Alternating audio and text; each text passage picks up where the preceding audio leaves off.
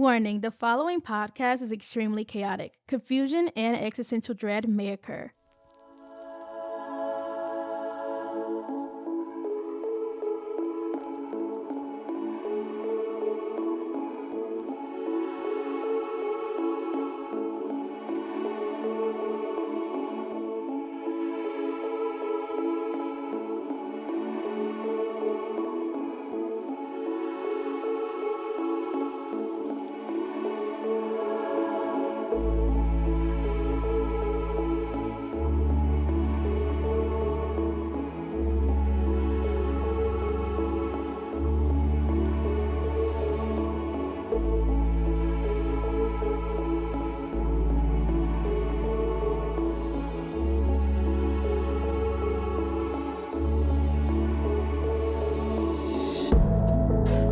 Welcome back to Backroom 12, your little corner of backwater isolation where society hopefully can't find us. I'm your omnipresent, disembodied voice of a fairy godmother here to present to you yet another existential crisis. Today's episode is Do We Have Meaning? Plus other nihilistic blabbering. Right now it's about 3 a.m. in the morning on a Thursday night. I have online school in 5 hours? But I realized I was talking to myself, so I might as well record it anyways. As said in the cautionary notice, this will probably be confusing, maybe hard to follow.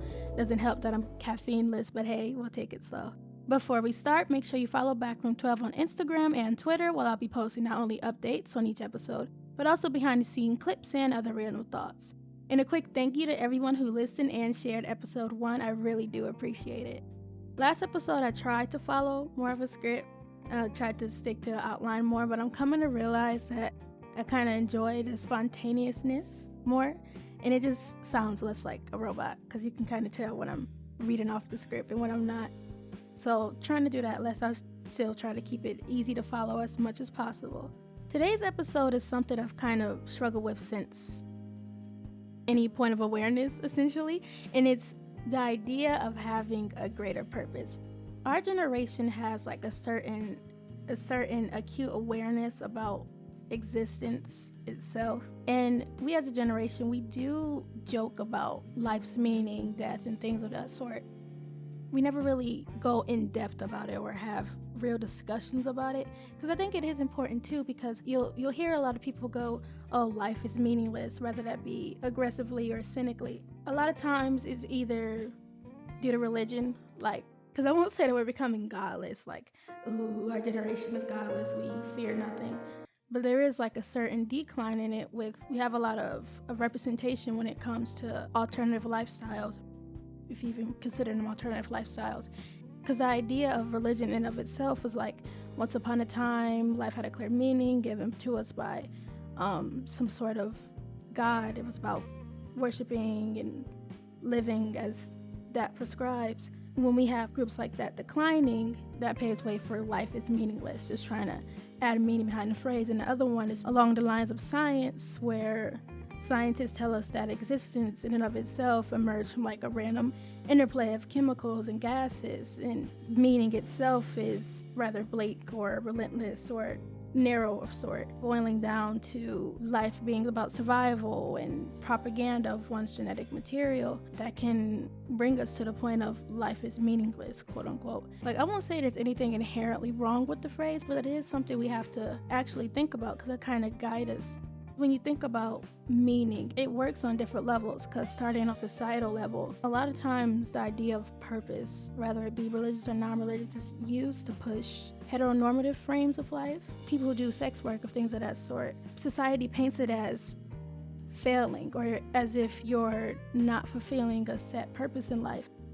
And under that same frame, you get where queer people are framed as a normal, and by the time that they get that coming to God moment, quote unquote, they'll be cishet and free from sin, or however that goes, however they frame it as. And when you don't contest things like that, it does kind of permeate. While I think our generation has done its due by not placing emphasis on the meaning of life, we also have to think about what is it right now. And it is a heteronormative frame when it comes to life's meaning. It also comes down to nihilism versus existentialism in a way.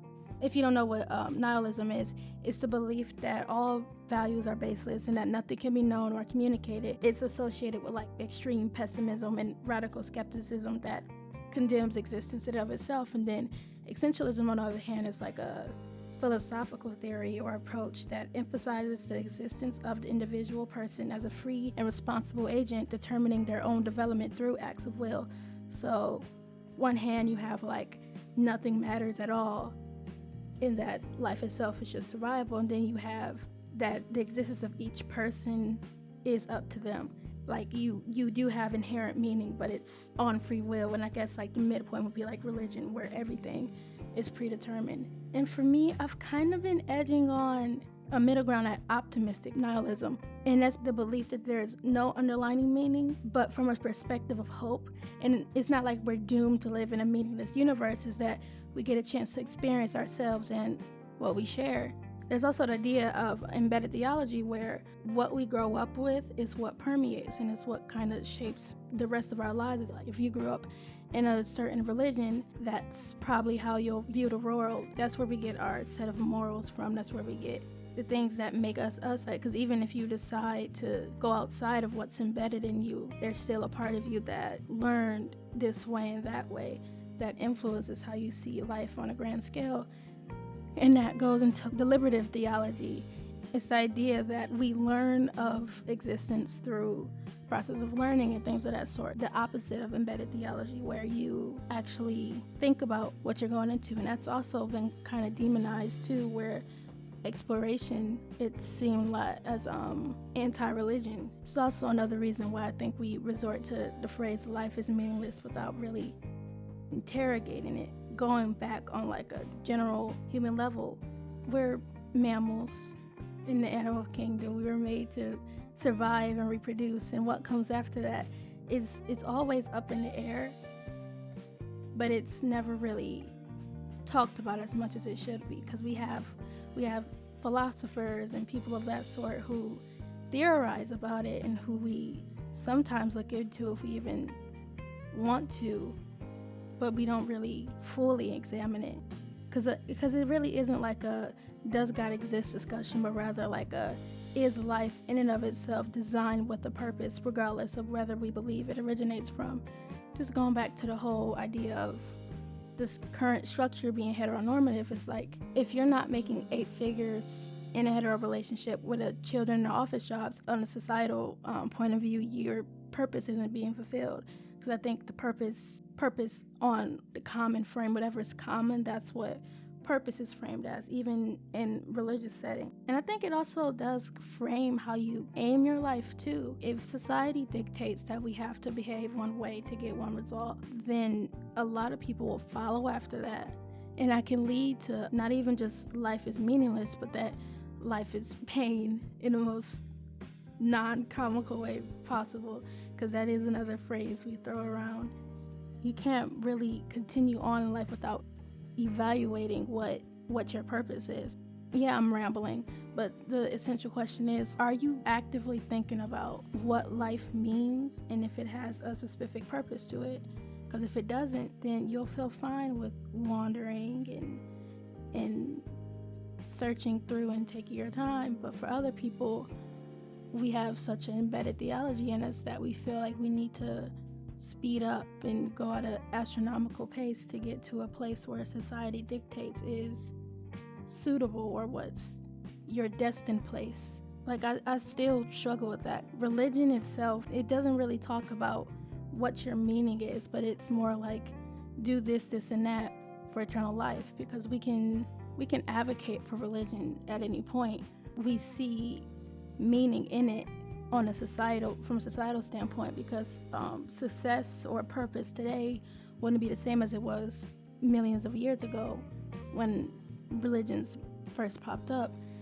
And then just viewing life through like a purely nihilistic way is kind of self-dooming, I should put it, because then you're in a constant loop of what am I doing, or is there even a reason? And while I understand, it's still not the best structure, because how often do you want to wake up and just go like, oh, another day? It's going to be boring and it's going to be horrible because it doesn't matter anyways. And I found that was me for some time, and it still is. It's like what's the point? Because you know, like when you're just going about life and you just suddenly have like a pause moment. Suddenly you don't know where you are, and just standing there, you're like, am I even here? Is this a dream? Like, I don't know if that's just me. It's just like the weirdest moments where I'm like, what is existence? Where do we come from? Oh, stuff like that. I don't know. It's just weird. But I think there does have to be a middle ground when it comes to evaluating purpose. I've gotten to the point where it's like, if I go, I go. If I don't, I don't. And I'm trying to put that in the lightest way possible without sounding like deep, crippling depression, because it's not. It's just more like everything that happens most of the time happens in spite of me. I can actively be involved in it and care, but in the long run, I can't do anything about it. And like, it comes in the weirdest way too, where I'm like, I don't get scared anymore. Like if I feel like I'm in a threatening situation, it's like, okay, continue. I'm waiting.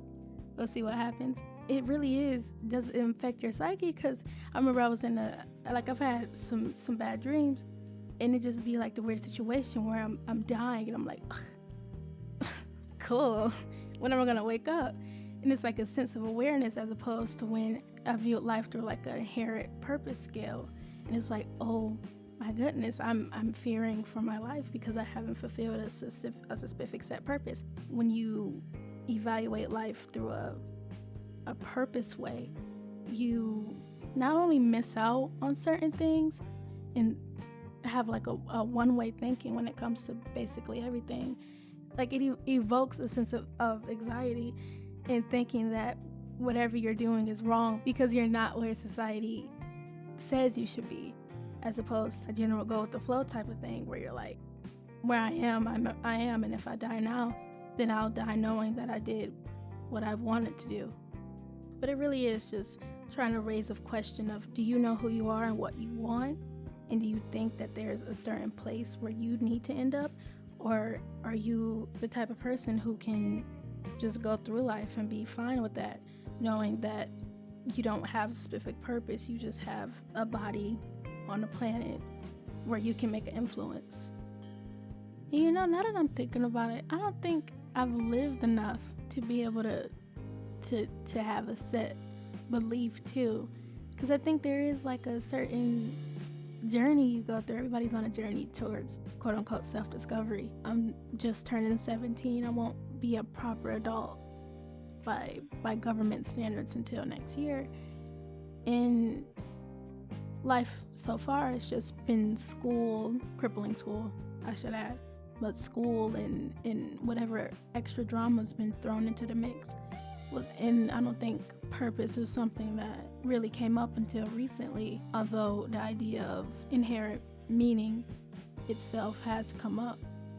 It's not something that I've been evaluating for a long time, and I don't think any of us have had extensive time thinking about ourselves, because who wants to do that? And I know even in quarantine, like, we had a chance to, but let's be honest, who actually did the work? I think we all were kind of avoiding it.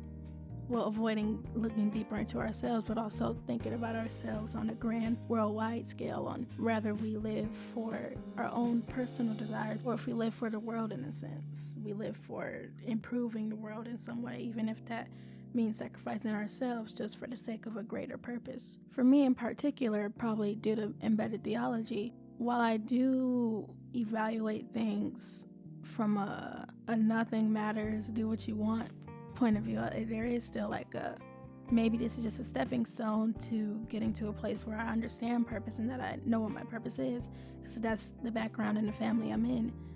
And I'm not for sure, because the idea of it is that you're born with a set purpose and that you have a set of skills that will get you to that purpose. And I, like, how do I say this in the least cocky way possible? I think I have a lot of quote unquote skills or things that I'm interested in that can lead me to a good place, quote unquote. None of them have been explicit enough for me to be like, yeah, this is my purpose. And while I'm sure like, quote unquote purpose comes for a lot of people later on in life, it's also like I'm about to be in the real world, they so call it, but I don't have a clear or even a slight idea of what I'm doing. Because like I do battle with the side of me that's optimistic existentialist, who wants to be a lawyer, wants to be some type of person who adds something to the world because my purpose is to bring an impact. And the other side of me is like, what if I run away and stay in the forest for the rest of my life? Like what what if that's the deal? What if I get a little money and I stay in the forest for the rest of my life and talk to nobody? Because those both are things that interest me. They're both equally something that I could do, but which one should I pursue? Because especially for people my age, people in this age range who are of that age where they have to make decisions like that and they haven't really thought about, rather they have a specific purpose that they need to be following, or rather they should just go as they see fit. I think it's an important discussion to have that we don't have a discussion about a lot. I think that it plays into like your overall school life too. There is a split between people who are driven and passionate about school, and then the people who aren't. And I don't think it's ever really like they're raised wrong or they're bad people. I think it's more of a broader existence question that never really comes up either. Because like you obviously won't care about a fictional structure like school if your path is, or your goal is just self-discovery in general, as opposed to someone who sees purpose on a societal scale where you have to be in a certain place. It's going to be different, and we always avoid it, whether that be in school or whatever, because even in schools there's like a push on getting a job in a family as if that's the ideal, and then demonization of other fields of work, like especially in the arts. Like I go to an art school, but they don't really want us to go into the arts. I remember I had a theater teacher, and the theater teacher was like, I do not recommend you go into theater at all. It's not going to be sustainable. And I was just like, oh, that's cool. Nice to know. Because people see it as wasting your life away. And when you think about it, it probably wouldn't be the same if we were in a rural setting where purpose was being a good folkteller, being a good singer or something of that sort. It'd be entirely different. And for purpose to be something that is supposed to be deep and internal and a good sort of soul searching, it's just kind of weird to think about. I'll end with like a famous quote from Hamlet, and we all know it. It's to be or not to be. And Hamlet was questioning whether it was worthwhile to suffer the slings and arrows of outrageous fortune, or to take arms against the sea of troubles and by opposing and end them, to die or to sleep. And it's such a question that many people ask in their lives because pain and suffering is reality. Elizabeth Bishop wrote in her poem One Art, where it says World War I, World War II, the Inquisition, human and property damage from natural disasters, and even everyday lives of people and animals are all examples of pain and suffering.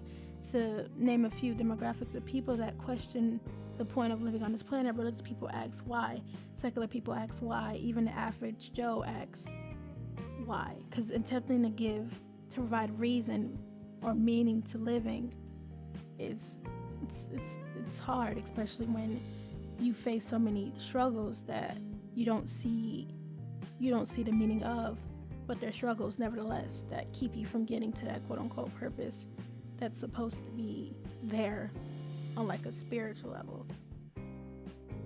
There's a lot to try to add value to, and that is just something we should all think about, because even I'm still figuring it out. Like I'm teetering between greater purpose through a religious frame or optimistic nihilism, where there's hope for anything, I can do anything, but it's up to me. Like I don't have a set purpose, it's just up to me. So that'll be the end of this messy episode 2. Hope you enjoyed. It is about 4 a.m. now, a little drained, but a question we all need to evaluate, especially when deciding whether I should go to school in the morning. How about that? Hope you enjoyed the podcast. Feel free to reach out, follow on the social medias. This is your omnipresent, disembodied fairy godmother, signing off.